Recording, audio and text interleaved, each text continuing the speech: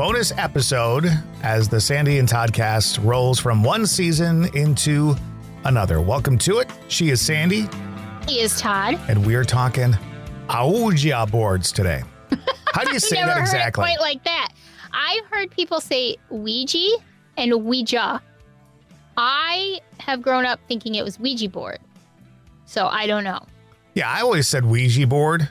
And if you go online for pronunciation and you ask Google for it, it will actually say Ouija. That's what it says. I think it is. But then there's people who say tarot cards, tarot, which I don't know what the correct pronunciation for that is either, because I've always thought it was tarot cards. Right. So I have no idea, but I just go with what feels right to me. So we'll call it a Ouija board. So this week, for this bonus episode, we just want to talk a little bit about Ouija boards because I know that we saw a post a while back from the Kindred Spirits duo, Amy and Adam. And they said that Ouija boards are not dangerous. And while I agree with that to an extent, I think they can be extremely dangerous. So Ouija boards basically are the boards. Everybody's pretty much heard of a Ouija board. A Ouija board was first manufactured, I think, in the late 1800s by Parker Brothers, I think it was, as a game. Mm-hmm. And it was right around the beginning of spiritualism, the whole spiritualism movement. And so they kind of capitalized on that. And it was made to be sort of a parlor game. And it kind of took on this whole persona of being this evil tool. And really, that's what it is. It's a tool. I know people who have made their own and had things happen to them. So if you think about it, the board itself really is the tool. Is the board itself evil? My opinion, no. But what the board does is allows you, it is a tool, it allows you to focus your energy through the board to solicit spirits, negative energy, positive energy. To me, it's just like any other tool that you use. But I think it comes with a caveat of you have to be extremely careful if you're going to use it. Here's where I think is the board itself dangerous? No. Right. But we've made the Ouija board out to be this parlor game, as you said, like playing Monopoly or whatever. Mm-hmm. When you investigate paranormal, you have to take care, no matter what you do, about how you do it and what's going on. Right. And the Ouija board becomes a tool for people who don't understand the precautions that they likely should take in order to mess around with them. Right. It's not as accessible as a spirit box. It's not as accessible as a K2 meter. I mean, yes, you can go out and buy those things. They're a little bit more expensive than a board game. Right. But this just makes it's like a cheap way to play around with that stuff without having the thought process of what am I doing? What's actually going on here? Right. All the energy stuff. And what can I do to protect myself? I think just in a lot of cases, those things never are thought about before sitting down and playing one of these things. Right. Because your average person is looking for a thrill. Right. Your average person is just looking for a thrill. They're not a paranormal investigator, or they don't have abilities. They're, or they have abilities, but they don't understand their abilities. Let me tell you a quick story. And I may have talked about this a long time ago. When I was in college, I came home for the weekend, one weekend, and I'm the oldest of 6. And I was probably 20, and we had a Ouija board. And I don't even remember how we got the Ouija board, whose it was, but I sat down with my sister Heather, and we were playing the Ouija board. And long story short, we connected with someone. And he said his name was Bob and that he was he was buried underneath our house. He had passed. He gave us a last name, which, by the way, interestingly enough, the last name was of somebody I knew. And at one point, we were in her bedroom, we said to this entity, Bob, let us know that you're here by knocking something over in the bathroom. So we gave it a few minutes, and sure enough, I went in the bathroom. And do you remember back in like the 80s, early 90s, they had those stand-up deodorizers that you'd put on the back and kind of peel off the thing? And Yep. It was flat down on its face. There was no reason for it to be flat down on its face. None. That kind of freaked us out. Again, we asked him to do something else in the bathroom. I don't know why we chose the bathroom, but we chose the bathroom. And we go in and the shower curtain is pulled back. Well, back then, before I realized what I had, it was a parlor game. It was funny. It was exciting because we're talking to a ghost who's moving things for us. And I took it for granted. I didn't think seriously enough about it. We didn't do anything that you really should do with a spirit board when you're done with them. And we just stopped using it. I go to school. I go back to college that week. And in the middle of the night, it was early September, and it was a warm night. I'm laying in bed, and I hear a bang. And I get up the next morning, and I go out into the living room. I lived with my grandparents when I was in college. And I go into the living room, and they had a big picture window in the house. And from the top right corner to the bottom left corner, there was a single crack all the way down. It was too warm for cold to do anything to it. It wasn't a bird or a rock, because we know that when something like that hits the glass, it's going to shatter the glass. It's going to make like a circle that goes outward. This was literally just one crack that went like this. So I didn't at the time still think anything of it. I went to class, and I had a friend named Leslie, and we were sitting there in between classes. I hung out over in the science, medical science side, because a lot of my friends were over there. I was a communications major. And I was telling her what happened that weekend, and she was very much into the occult. And she got this look on her face, and she said, "Did you close the board?" And I said, What do you mean? What do you mean close the board? We just stopped using it. We put it in the box." And she's like, "Oh, God." She says, "That wouldn't surprise me if something followed you or attached to you. If you were interacting with something at your house, and then you wake up the next morning, 2 mornings later, and you see that." So she said, "Go home today." I didn't have the board with me. It was at my parents' house. She says, "But go home today."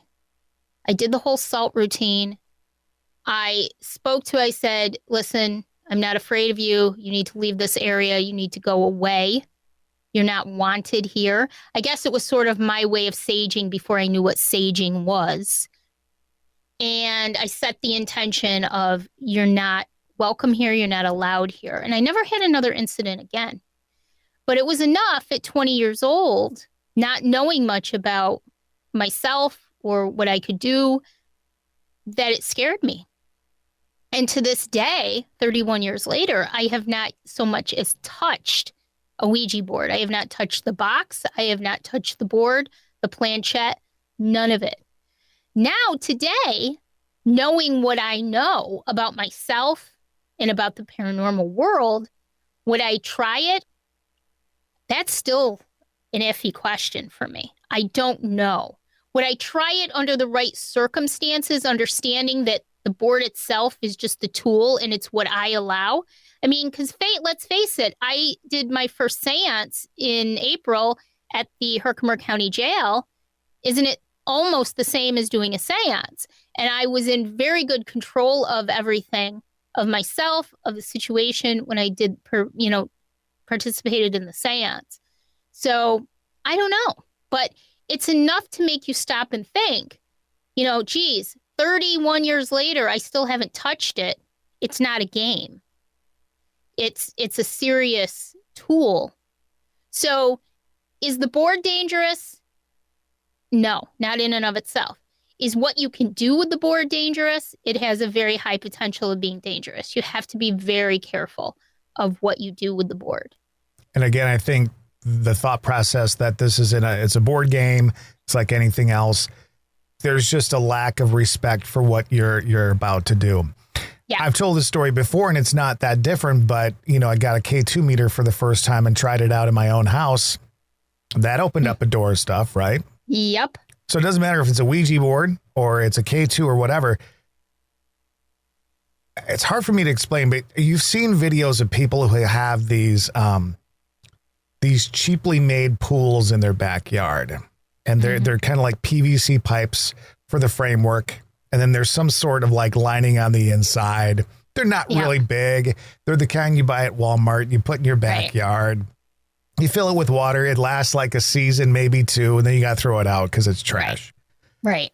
What it reminds me of is when you do things like this, just be aware that one little bend in that wall in that pool is all it takes for all that water to rush out.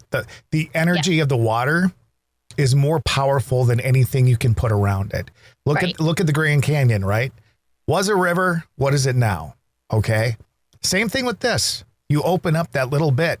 That's fine. But just be aware you may not be able to stop that from continuing as easily as you think it could be. Right. Because the board, that's such a good point, because the board itself is just a piece of cardboard or whatever it is. But what you're doing is you're focusing your intention, your energy into one place, and you're calling on something because you want so badly for it to move. You're calling on something. And if you're going to use a Ouija board, you sure as hell better be prepared for A, using it properly, and B, what can happen if you use it.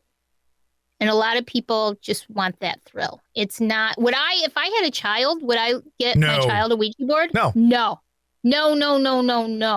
I think that Ouija boards truly are really for people who A, are adult and or B, are well-versed in the paranormal world. I should have never used that board because I didn't know what I was doing. I had no idea. And I don't want to say that I'm powerful, but I do have abilities. And I think what my abilities did without realizing it was pull whatever energy that was, who called himself Bob, whatever energy that was, pulled him to me. So it was funny. I asked everybody's opinion on Ouija boards last week. I can't remember if it was on our page or in our group. I think it was in our group. And some really interesting things. Of course, my sister Heather says, Sandy, do you remember Bob? Which, I was like, how could I forget Bob? Right. Bob is ingrained in my mind for the rest of my life. But my cousin Marilyn, who also has some abilities, she's my second cousin, named after my grandma, by the way. She says, I never touched it, so said me and my teenage friends. Right. Ann Fisher says, I stay away from them. Good. Cindy Clements says she avoids them. Jesse Wheeler says, anything mass-produced by a major game company I call shenanigans. Which, I get that. And he's right. I get it too. Right. Yeah, I get it too. But you still have to be very careful because it's not the game itself. You are I shouldn't actually even say game. Yeah, and we said this before. When you're using a Ouija board, it may be the quote unquote tool, but you're using yourself to interact. Right. You could use anything. Like I said, I know people who have made their own sort of. It's the same kind of idea. If you think about it, aren't pendulums sort of along that same Pendulums route? are, so are dowsing rods. I mean, it's all the same concept. Exactly. You got to know what you're getting into when you pick those things up. Exactly. And I use my pendulum all the time. We use our pendulums all the time. I have not used mine in a long time. It's sitting right over here, just sitting there. Really? Yeah. I just used mine the other day. I had some stuff that I wanted to kind of go. Christina Bloom, who is a psychic medium and very well known in her own right, and a part of our group, APS, Adirondack Park Paranormal Society. She says it's just another tool. The intent you put into it will dictate your results to a great degree. But it's not a toy. And I totally agree with her. Kaz, our friend Kaz, says she's not a fan. Betsy Williams, we used one when we were young teenagers, but I don't think I would use that one now. So lots of, here's a great one. Jennifer Beardsley. No, just no. You never know when it's going, who would come through. So very, very good ideas from people. And I have to say, I'm really proud of our group for everybody pretty much saying, now we take it seriously. Yeah, be careful. Yeah, exactly. Yeah. So, and thanks, by the way, for reacting and interacting with us on those pages. We appreciate that too. Yeah, I love putting those things up because I really want to know what everybody thinks. What do you guys think about things, And it's fun to be able to talk about them between you and I when we know what everybody else. We're all one big happy family here. So, and we had somebody. I was just going to say a very dysfunctional one, but we are a big family. We are. And even when we were throwing the idea of a Bigfoot season around, I can't remember who it was at the time, but I think it might have been Renee, said, yeah, let's do Bigfoot. That would be a lot of fun. So you guys do have input into some of the stuff that we do. So we'd love to hear your thoughts and feelings and opinions on it.